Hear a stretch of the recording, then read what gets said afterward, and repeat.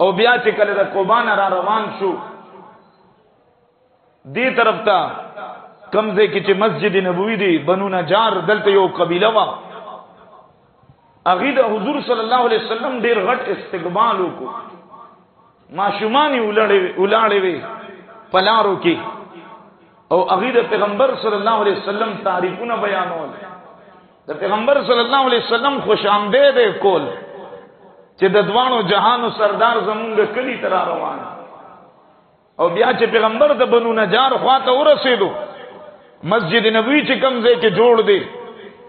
یو ورتوي زما کور بل ورتوي زما کور او پلارم ورتوي هر یو چې زما کور پیغمبر صلی الله علیه وسلم وی چې زما وخه کوم ځای کې کینی بس هغه کور به زما میزبانی زبه مهمان یم هغه خوش قسمت سورلی په کوم سورلې چې پیغمبر تشریف فرما دی طول آیه صلی الله علیه وسلم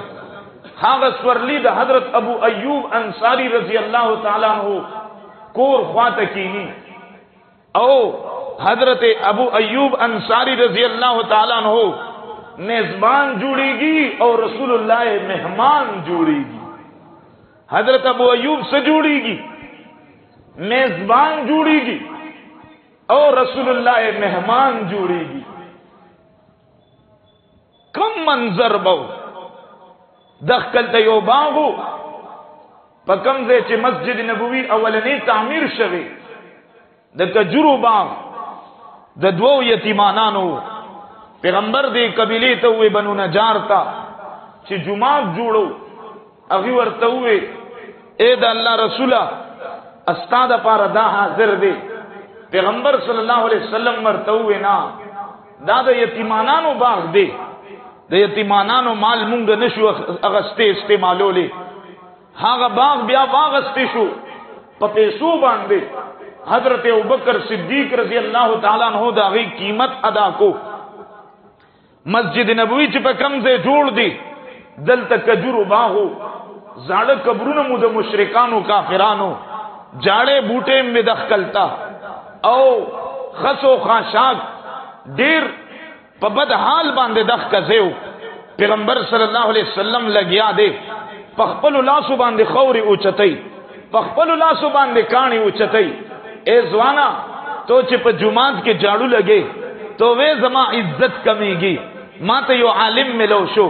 ما ته ډیر په فخر سره وې مولوی صاحب زه په جمعات کې بس صلی الله نه وړم ما ورته مولوی سو وجدا پوچې له لاس نه وړم جاړو له لاس نه وړم ولې سو وجدا وی بیا د مقتدیانو په مخ کې عزت کمیږي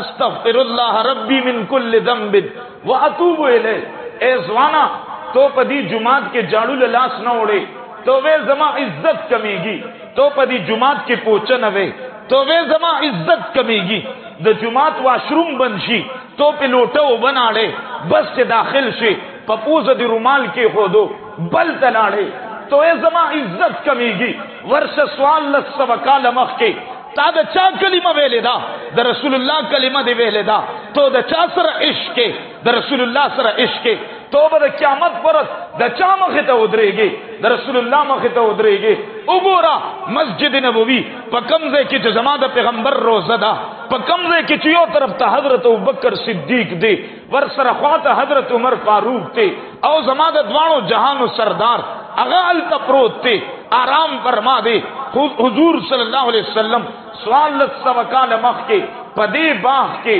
پدی ځای کې کانی مو اوچتای خوري مو اوچتای او د صحابه د پارا دعام کوي اللهم لا خیر الا خیر الاخره چې بلای او بهتري هغه صرف د آخرت بهتري دا او دعا کوي د صحابه د پارا فاغفر الانصار والمهاجر اے الله تدی انصار او د دې مهاجر صحابه تو مدد وکي او تدی تو مغفرت کی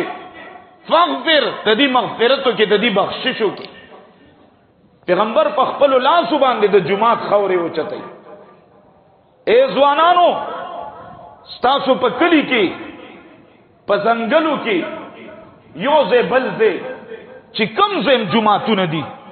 تاسو عوام ډیر دلته ناس شي سوق د غریزون راغلي سوق د ځنګلو نه راغلي څوک د یو علاقې نه راغلي څوک د بل علاقې نه راغلي زدر تویم په فخر سره ویم شرمېږي ما په خپل جمعتونو کې جاړوګانې لګوي په خپل جمعتونو کې پوچې لګوي د خپل جمعتونو وضوخانه په خپل لاسو سره صفا کوي لیټرینه بنشي صفا کوي او کو امتحان اخلي راشه زما امتحان واخلا ما ته وایا چې استاد جی په مدرسه عبد الله بن مسعود کې استاد ماشومان واشروم باندې ان شاء الله استا مغتب زډیر په فخر سره صفا کوم ان شاء الله د جمعات خدمت وکاو کنه ان شاء الله او ډیر په عزت سره به کو عزت خو کمیږي بنه کنه ان شاء الله عزت به کمیږي هونه کنه ان شاء زمونږ د بس عزت خو د دوانو جهانو سردارو د چانه بچ غرونه شرمېدل د چانه بچ زناورو حیا کولا د چانه بچ زناور حیا کولا او ګورا حلیمه سادیه کله چې د دوانو جهانو سردار دا ماشوم په لاسو کې اخلي او کله دا ځان سره شاته کی نه خاوند ناشته دا اوخه اوچتیږي نه سورلی اوچتیږي نه ولی چې دې سورلیلا د دوانو جهانو سردار نه حیا ورزي شرم ورزي چې رسول الله با شاته ناشتي او بل بنده به مخه ته ناشتي دا څه نشي کې زناور د رسول الله نه حیا کوي د هغه عزت کوي زناور زمونږ بس عزت زمونږ عزت د 2 روپو عزت چې د چا جیب ګرمي بس داغه عزت دا د دنیا عزت خو هغه ته وای چې ابد الاباد عزتي همیشه عزت د رسول الله صلی الله علیه وسلم نه ولېونګ زیات معزز یو لہذا په فخر سره به د جمعات خدمت کوو ان شاء الله په جمعات کې به جاړو لګو ان شاء الله د جمعات په تعمیراتو کې به حصہ اخلو ان شاء الله د جمعات په خدمتونو کې به ځان پېښ